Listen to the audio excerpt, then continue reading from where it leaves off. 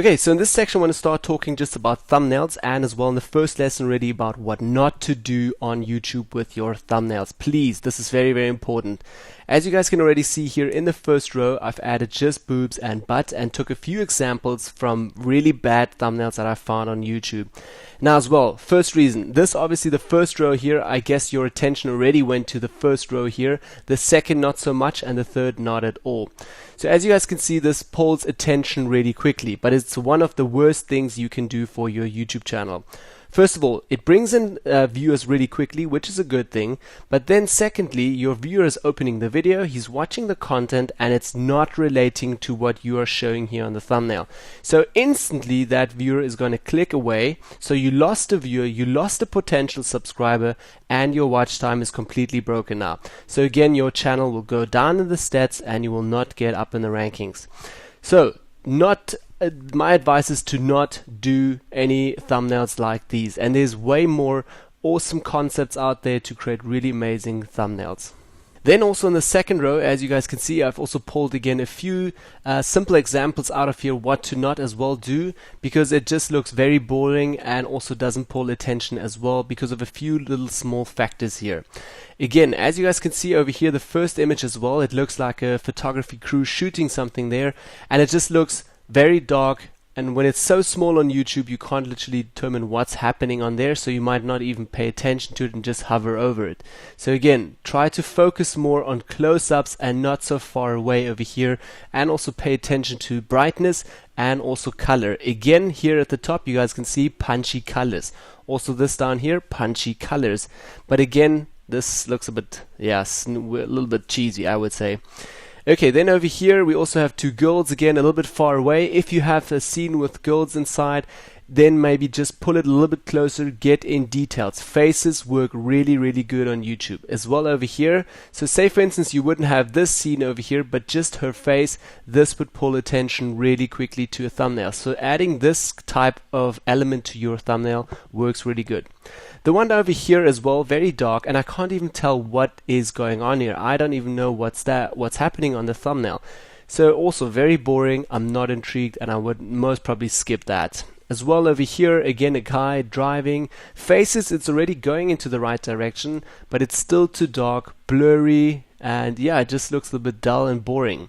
So again, I would also skip that. Then as well in the last row here, a few common mistakes that I also see a lot of people do is just upload, for instance, a black thumbnail or even just a red or green one, which pulls attention really quickly, but sometimes they write too much text or too small or even no text, and it's just again misleading. People don't know what's on the video. So because a lot of people get lazy now of reading the titles, people start to really love it when you have graphics here, but more about that in the next lessons. So it's just again not that interesting, so people will just most probably skip it.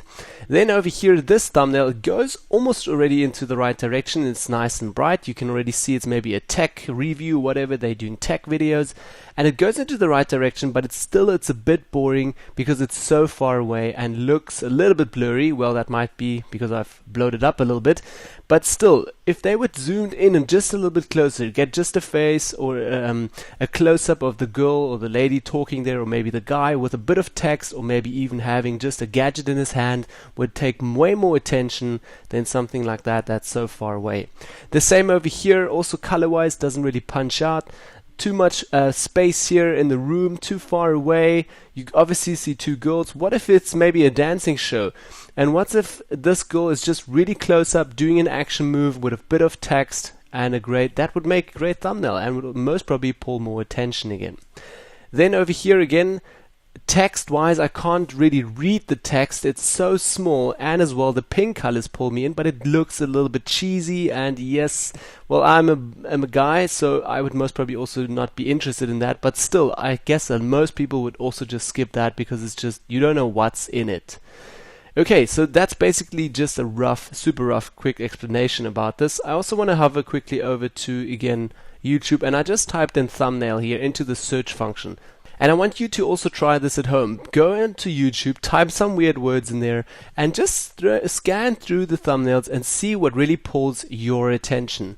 For instance, over here, even the ad at the top here, it doesn't pull my attention that much. When I go through really quickly, this down here starts pulling my attention. Again, people with a nice white outline. So again, it stands out already a little bit.